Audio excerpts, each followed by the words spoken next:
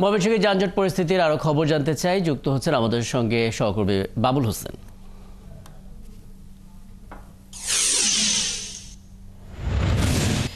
বাবুল, আপনার প্রতিবেদন দেখছিলাম এবং শহরের অসহনীয় যানজটের জন্য বলছিলেন তিনটি কারণ আসলে চিহ্নিত করা গেছে: সিএনজি, ব্যাটারি চালিত অটোরিকশা সহ নগরীর ভেতরে থাকা রেল ক্রসিং।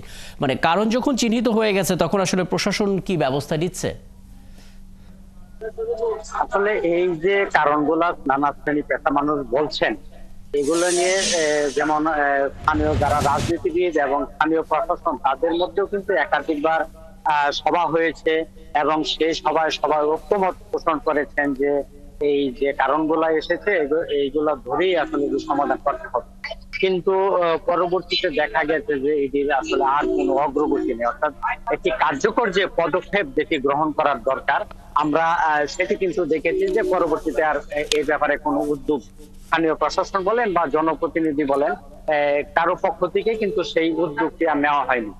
এবং এটি অত্যন্ত দুঃখজনক এবং নানা শ্রেণী পেশার মানুষ আসলে এটি নিয়ে বিভিন্ন সময় খুব প্রকাশ করেছেন যে সিটি কর্পোরেশন বা সিটি কর্তৃপক্ষই বলেন বা এখানে যারা জনপ্রতিনিধি হয়েছেন তারা বিভিন্ন সময়ে এই সমস্যা সমাধানে তারা প্রতিশ্রুতি দিয়েছেন এবং এটি বলা যায় যে বছরের পর বছর ধরে, অর্থাৎ এই যে সমস্যা বা এই যে সংকট এটি কেবল হঠাৎ করে রাতারাতি কোনো সংকট এই তৈরি হয়নি, দীর্ঘদিনের এই সংকট।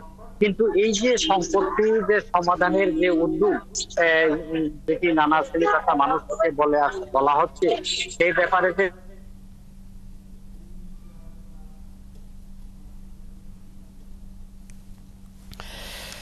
অনেক ধন্যবাদ বাবুল হোসেন, আমাদের সঙ্গে যুক্ত হয়েছিলেন ময়মনসিংহ থেকে। সেখানকার যানজট পরিস্থিতির খবরাখবর আমাদেরকে জানাচ্ছিলেন।